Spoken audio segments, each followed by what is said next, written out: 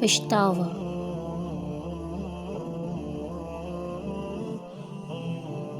موسم برسات اپنی خوبصورتیوں اور ذائقے دار پھلوں کے ساتھ ختم ہو چکا تھا۔ درختوں کے پتے تیزی سے گر رہے تھے اور سردیوں کی آمد تھی۔ ایک امرود کے درخت پر ایک ننھی سی چڑیا نے گھونسلہ بنایا ہوا تھا۔ چڑیا کا نام ہیبل تھا۔ اس گھونسلے میں اس کے بچے رہتے تھے، مگر جب وہ بڑے ہوئے تو ایک دن ہیبل کو بتائے بغیر ہی ایسے اڑ کر گئے کہ واپس ہی نہ آئے۔ ننھی ہیبل پہلے ہی ان کی وجہ سے اداس رہتی تھی۔ پھر جب سردیاں آئیں تو باقی پرندے بھی اپنے اپنے گھونسلوں میں دبک گئے۔ اب اس امرود کے پیڑ سے امرود بھی تقریباً ختم ہو چکے تھے، بس ایک آدھ امرود باقی رہ گیا تھا۔ امرود کے تنے میں چند بڑی بڑی چونٹیاں رہتی تھیں۔ ہیبل سارا دن شاخ پر بیٹھی ان چونٹیوں کو دیکھتی رہتی۔ سردیوں میں جب کبھی چونٹیوں کا راشن ختم ہوتا تو ہیبل سے امرود مانگنے آ جاتی۔ ہیبل امرود کے ٹکڑے کاٹ کر نیچے پھینک دیتی کہ انہیں اٹھا کر نیچے نہ لے جانا پڑے، اور یہ چونٹیاں آسانی سے امرود کے ٹکڑے اٹھا کر اپنے بل میں گھس جاتی تھیں۔ ہیبل کی چند بڑی چونٹیوں سے دوستی تھی۔ اس کی دوستوں میں جینی، کینی، مینی شامل تھے۔ کئی دنوں سے بہت سردی پڑ رہی تھی۔ ہیبل کو کوئی پرندہ نظر نہ آتا تھا۔ وہ بہت اداس تھی۔ اس کا دل چاہتا کہ کسی دوست سے باتیں کرے، مگر کوئی بھی اس سے باتیں کرنے کے لیے نہ ملتا تھا۔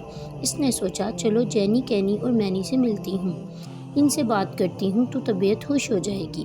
ہیبل نیچے آئی اور چونٹیوں کے بل کے باہر آ کر آوازیں دینے لگی، جینی باہر آؤ، کینی میں ہیبل ہوں۔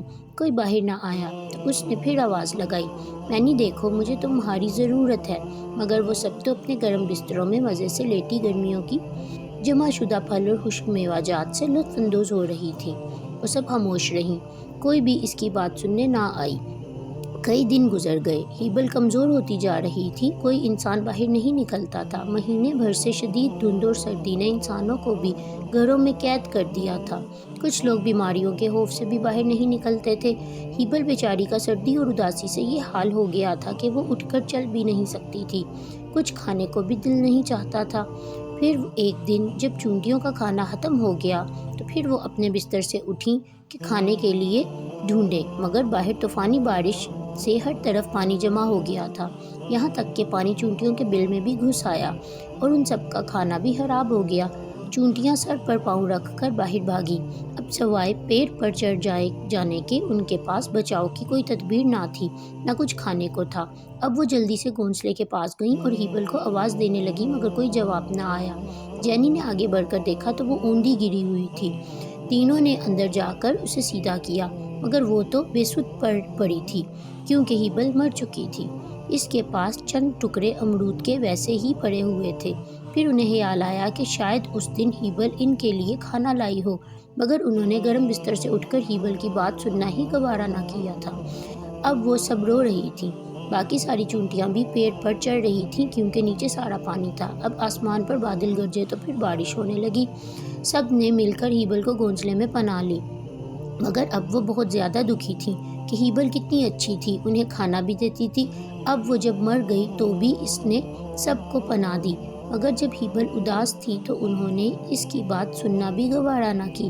ہائے اللہ، ہمیں معاف کر دینا، ہم نے اپنی دوست کی پریشانی میں کوئی مدد نہ کی، مگر اب ان کے پاس رونے کے سوا کوئی چارہ نہ تھا۔